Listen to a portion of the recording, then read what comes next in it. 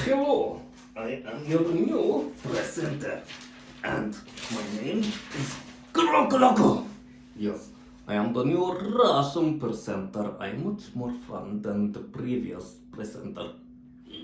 Previous presenter was boring, and previous presenter doesn't wish to show face. I don't know, colored. Anyways, I should eat like a roll and the other one. Yes, it's right here. You can see the name there. And yes, it's going to taste. I suspect it's going to be tasting like ass or old people. Anyway, yes, off to my human servant who shall be doing the boring stuff. Yes, very boring. Don't know why my human thinks it's fun. Anyways, off to you, human. So, Läkerol is one of the biggest cough drops in Sweden. Läkerol was first launched in 1909 by Ahlgren's technical factory in Gävle. Ahlgren made one of Sweden's most famous and sold candy. It's named Ahlgrens Gumbilar, Ahlgrens foam cars, which was a failed attempt at making marshmallows. The Skumbilar are not as soft as marshmallows, and they are small and firm and in the shape of a small car.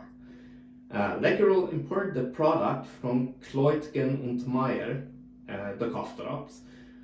In 1916, Ahlgren started producing their own cough drops. The name Läkerol comes from the word läker, which means healing. They used to contain an antiseptic product called Läkerin, Hilarine, but it doesn't anymore.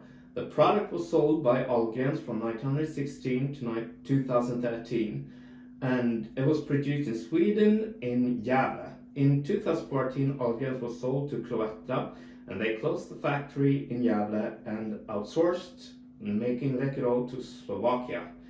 As plenty other factories were closed in Gävle, Gävle has become Sweden the equivalent of Detroit, the Detroit of Sweden, with high unemployment. Yes, and now for the tasting.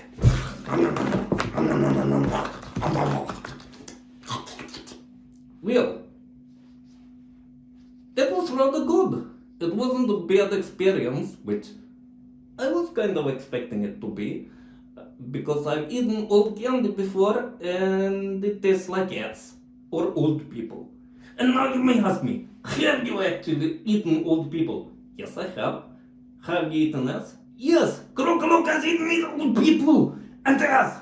It's the last thing that I eat from animals. It's my least favorite part. It tastes really bad. Yes. And this actually tasted good. They were really hard and crushed easily, but the taste was pleasant. I suspect that it's a really strong taste on these cough tablets, so they will be hiding the bad taste. But I would recommend this. It tastes good. Yes. I will now let my human show you the packages. Yes. Here's one of them. I think it's from the 70s or 80s because it doesn't have any barcodes.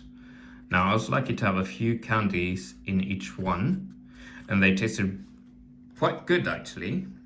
There we go. This one, the bonbons, they contain sugar, the rest doesn't. And let's see if we can get it into focus.